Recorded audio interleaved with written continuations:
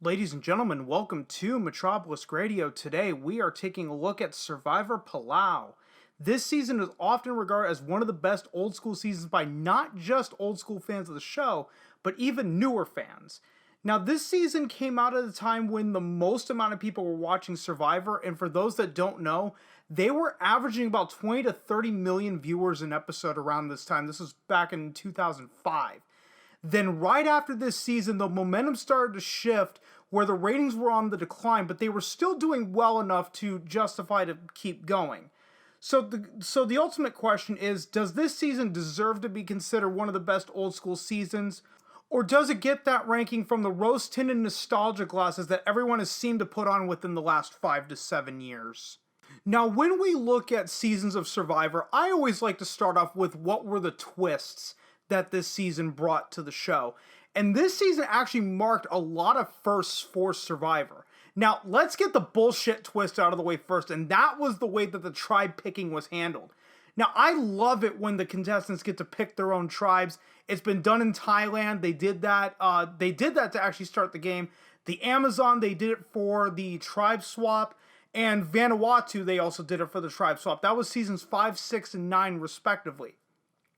Now, in this season, I feel that they really dropped the ball on this one.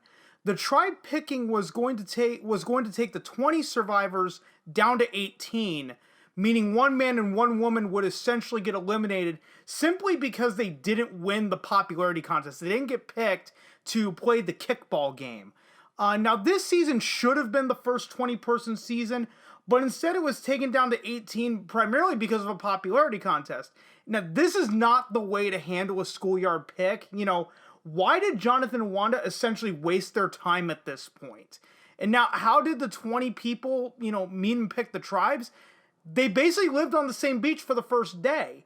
So even still, as a consequence of this twist, this season also has the roots of what would become the One World twist just about, let's see, Palau was season 10, so it was actually 14 seasons later. That was season 24, which the One World twist was a great idea, but terribly executed at that time, but that's neither here nor there. And this season was also the very first to ever have the fire making challenge. And the funny part is, in this season, there's actually 2 different variations of this very challenge. The first was in the Premerge when Stephanie and Bobby John, have to duke it out. The challenge was just build the fire high enough to light the torch. The second iteration was at the Final Four where Ian and Jen tied, and they have to build a fire high enough and hot enough to burn through the rope. Now, that is the fire-making challenge that we know today. And personally, I can see why production changed the challenge, because it doesn't require a ton of skill to light a torch, because a torch doesn't need as much fire to light versus a fire that needs to burn a rope. The latter needs to be maintained longer than the former. And this would be the only season to give both contestants matches at the beginning of the fire-making challenge. Every season after this, they were given flint and steel with the same coconut husks and wood. And remember, before this, the tiebreaker at the Final Four was just, here, draw a rock and hope and pray to God that you don't get screwed, like Pascal did in the Marquesas. And the final twist that this season brought to the game, is that this season also laid the foundation for the Exile Island twist that would get used for so many seasons later on. Now, it was only used once, and it was the first person to quit the Final 8 immunity challenge would be taken to an island to rough it by themselves. Now, without this season, Exile Island, Redemption Island, and Edge of Extinction don't come into play. Now, that could be for the better or for worse, depending on, what your thoughts are on Exile Island, Redemption Island, and Edge of Extinction.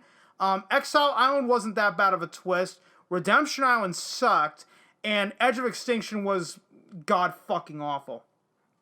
And like I said, personally, of all 3 island twists, yeah, Edge is by far the worst one. Because at least on Redemption Island, you have to keep competing in challenges to stay on there. So I would say that Redemption Island does beat Edge of Extinction, but not by a whole lot. And I'm going off on a tangent, so yeah, now let's get right into the cast assessment portion of our Survivor Palau retrospective review. And we're going to start off with the Oolong tribe for our cast assessment. And I am going to go ahead and go in boot order. And to be fair, the season first aired 15 years ago. So, bite me. So the first person I want to talk about is Jolanda, the first boot of the season. And the funny part is she was the first woman to win immunity this season, and then immediately gets voted out immediately after. Now, I will expand on this topic a little more in the gameplay portion, because that's what, my thoughts on her kind of play into that more. Then you have Ashley, and she was the person who broke very quickly. Quite clearly, roughing it in the jungle was more than what she signed up for, and that's fine. Not everybody is made for roughing it out in the jungle, and the sooner you can realize that in Survivor, the better. A lot of people gave Austin a whole lot of shit for quitting the game back in the Pearl Islands, but you know what? Try roughing it in the jungle for that long. Maybe you're not even gonna survive it. The next we have Jeff, and he actually made the quote-unquote Survivor history by being the first guy to ever ask to be voted off, as far as I can remember. Now, to be fair to the guy, he rolled his ankle on a coconut in the middle of the night, and it was confirmed at the reunion that he needed to get surgery on his foot after that, and Probst gave him a ton of shit for it, but it was just an unfortunate accident, and at least he pulled out before he was either forced to lose the foot or had to have like 10 surgeries because the jungle rot got so bad. Yeah, jungle rot is something that you really don't want to fuck with. Now, next up is Kim, and I don't really remember her too much outside of her being, close to Jeff, and that's normal on all seasons. Not everyone sticks out. Then you have Angie, and she was the last woman to be picked in that schoolyard pick, and she basically proved early on that she was an aggressive player physically. It just sucks that she was on the Oolong tribe given what happened this season, which we'll expand on in just a few minutes. The next up we've got James, and I remember him as the redneck. Had he made it further into the season, I think he would have been one of the more memorable characters of the season, but again, he was cut short by being on the Oolong tribe. Then we have Ibrahim, and I don't remember too much about him other than he worshiped Islam, and that pretty much was it. That's all I remember.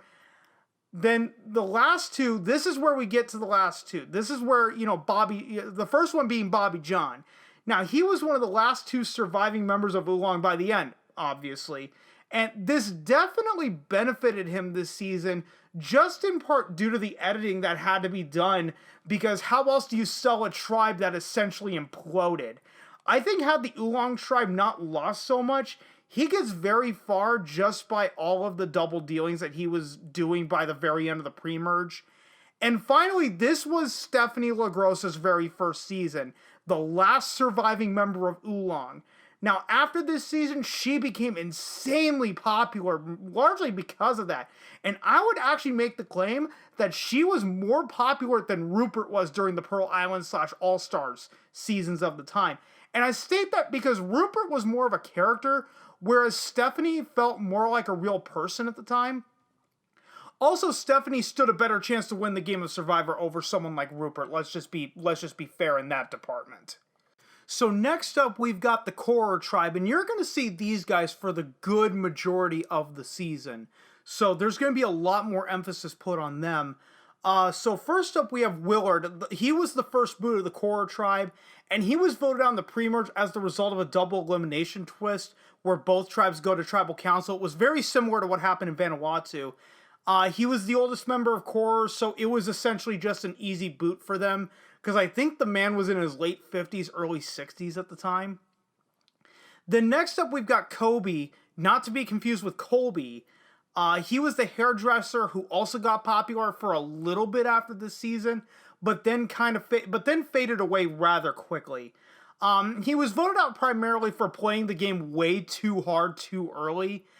Basically, after the merge, he basically told Stephanie all the tribe's secrets when she came over. So, why not get rid of him right then and there before he reveals any more than he already has? And why would you put a mark on yourself like that to this day? I don't truly know. The next up, we've got Janu, and Janu is the poster child for Survivor. in the sense of an early boot that clearly got taken too far. The problem was that the Core tribe just kept winning and winning and winning, just winning every immunity. So they never had to go to tribal council except to get rid of Willard. And honestly, she shouldn't have made it past day 9 at the latest. If she were on Oolong, then she would have taken Ashley's place. Do I blame her for quitting? No, not really. She didn't want to stay, but no one was going to vote her out simply because she was too important to everyone's strategy in the game at that point. And her quitting is actually what bought Stephanie more time in the game. Stephanie was clearly the intended target before Janu essentially just laid her torch down and said, fuck it, I don't want to be here anymore. The next up, we've got Greg, and Greg was a player this season. Now, where he differed from Kobe is he waited to strike potentially. The only thing that he did that was dumb was to not split Tom and Ian when it was Final 6 during that reward challenge when they went on the yacht.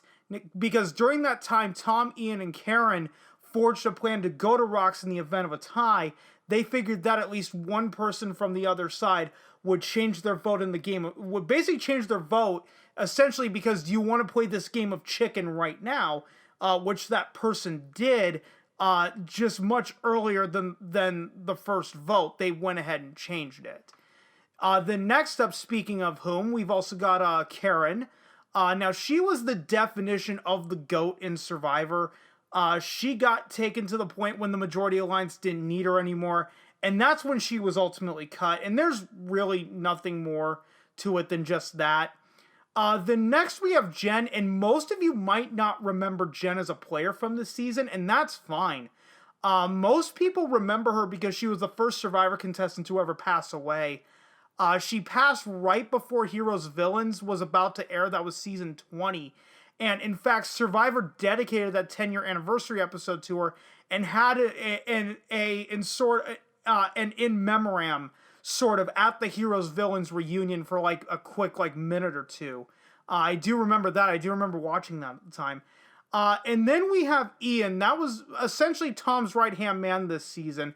Now he is most famous for willingly quitting the Final 3 challenge and giving up a Final 2 spot to Katie. And to be fair, he was digging himself into a hole over the last few days of the game, and that particular challenge went for 12 hours. 12 hours is going to cause someone to do a lot of thinking, and I don't think Ian would have had a shot in the Final 2 given how big the hole he dug was at that point. So why not just step down when you know that you can't win? And I give him all the credit for knowing when to quit. If that challenge is going to go until somebody legitimately passes out, then if you want to take yourself out, at that point, no harm, no foul. You've already gone for 12 hours. What more do you have to prove? Now let's actually talk the gameplay portion of this season. And of course, we're going to start with the pre-merge. And this part of the season is pretty legendary for one aspect. And I've already kind of mentioned it. And that is the fact that the Oolong tribe simply imploded. The Oolong tribe didn't win a single immunity. They won a couple of rewards, but never a single immunity. Now, up to this point, they were the only tribe to never win an immunity challenge. There have been a couple of others, but they haven't, become a tribe of one. Now, I believe that the next time this happened wasn't until Survivor Philippines, when the Mat Singh tribe also never won a single immunity challenge. I could be wrong. I could be forgetting some seasons. If I am, let me know, because some of these seasons I have not seen since they aired on CBS back in the day. And, you can trace back the moment when the Oolong tribe self-imploded, and that was when Jolanda was voted out. Yes, voting Jolanda out as the first boot was the mistake. Korra had Tom and Ian as their leaders, whereas Oolong was just a bunch of Indians without a chief. So why even bother watching this portion of the game? Why not just skip up to, I think it was episode 8 when they merged? And it's rather simple. You get some great character moments over on the core, like Tom killing the shark, while you also watch the tribe basically implode on itself due to their own volition, and also pick your poison, due to their own volition or due to their own stupidity. I would rather say due to their own stupidity, because that sounds a lot better. Then we get to the gameplay in the post-merge, and I should clarify, this season was the only season to actually not have a merge. So we should just call this portion the post-Oolong portion of the game, because when Stephanie went over, it's just, okay, you're now a member of Core, yippee-doo, is pretty much all it was. And this point of the game highlights the importance of going to Tribal Council in the pre-merge portion of the game. Core didn't have to play the backstabbing game until Final 9, because they only went to Tribal Council once as the result of a double elimination twist. And this could lead to some people being very bitter by the end, and in Janu's case, like I said, an early boot clearly taken too far in. And it is amazing to watch how the 4 women at Final 7 didn't just band together to get the 3 men out at that time and shift the game in their favor. And to be fair, Stephanie did try, but everyone just wanted her gone by that point. So, okay, whatever. And I think it was Kathy in All-Stars that said that the game heats up at 3 points. Final 9, Final 7, and Final 5. And like I said, I guess Core just wanted to get rid of Stephanie, even though they could use her at Final 7, and they could still get rid of her at Final 6 since the women don't need her for a number at that point. But, it's a real woulda, coulda, shoulda, and that's the last thing I want to do in this is go down that rabbit hole. So now let's talk about the final 2 and the winner, and we're going to go ahead and start with the winner. That was Tom Westman. He's quite a famous winner in the world of Survivor because he is still ranked as one of the best winners, and for good reason. It was hard for Koror, I always say Koror, to get rid of him. And for those that don't remember, Tom Westman got really famous as the guy who killed the shark on Survivor. Richard Hatch was the guy who got bit by the shark. Tom was the one who killed the shark. And back then in the game of Survivor, if you were the provider, it was a lot harder to justify voting you off. Are you going to risk voting this guy out at Final 10 or Final 9 and run the risk of starving for the next 2 weeks? Now, nowadays, the contestants do that all the damn time. But back then, that's something you really didn't want to risk. And he also won because he was a risk taker. He was willing to go to rocks at Final 6 to get Greg out. And him being that much of a risk taker and being that abrasive is what won him the game of Survivor Palau. And then you had Katie was the runner-up this season. Now, personally, I don't think she had a snowball's chance in hell against Tom or Ian, given that both Tom and Ian basically were the co-leaders of the Koror tribe. Now, what did Katie do by comparison? She never won immunity, where Tom and Ian at least did. I don't remember how many times each of them had the necklace around their neck. And back then, the immunity necklace was more important than it is in today's game. Nowadays, you can win the game by not winning a single immunity. Also, telling someone on the jury that you're not expecting their vote isn't going to land you very well with everyone else if that person is moderately liked by everyone. They don't have to be super liked, as long as they're moderately liked. And her making that comment essentially made her look like a bitch. I'm not going to pull any punches there. And compared to Tom, that was a bad move for this particular season. And so the final thoughts on this season is that I feel that this season should have fell apart by the time that the quote-unquote merge hit with the Oolong tribe basically getting decimated. But you know what this season actually does? It highlights how casting decisions can really make or break a season. Why are people still ranking this season so high on their best Survivor seasons list? In my opinion, it comes down to the cast. The people who were left after the quote-unquote merge were likable and believable to enough of a degree to keep people intrigued, to keep people wanting to come back to watch the show. And this season is what most would call a black swan. And they call it a black swan in the sense of that the Tribe of One aspect to the season has never happened again on this show as of right now. And I highly doubt that production will allow a tribe to be decimated again in the pre-merge, just because it could spell disaster for the rest of the season. It worked with this season, sure, but there's no guarantee that it'll be successful again. And that is what makes this season so unique and intriguing to most Survivor fans. And right there, guys, is where I'm going to end it. Thanks for sticking around this long. If you want to follow me and don't know where, I do have a blog that is metrobeliskradio.blogspot.com, where I treat that more like social media than anything. If you want to follow me on a particular social media site, I am on Twitter. My Twitter handle is at MetrObelisk. That is a capital M, lowercase E-T-R, capital O, lowercase B-E-L-I-S-K. Now, if you cannot stand Twitter, and I do not blame you for 1 second, I am also over on Parler with the exact same handle, at MetrObelisk, and I do a gaming live stream every Friday night around 10 p.m.-ish Eastern Standard Time over on the YouTube channel. And one last thing, if you enjoy the content that I produce, then please subscribe to both the YouTube and BitChute channels. It's a small click for you, but for a small channel like mine, it does really help out a lot. Also, like, comment, and share this around only if you want to. And the links to the blog, the YouTube channel, and the social medias are all in the description below on whatever platform that you're watching this on. And that's gonna do it for today, guys. And I will see you next time.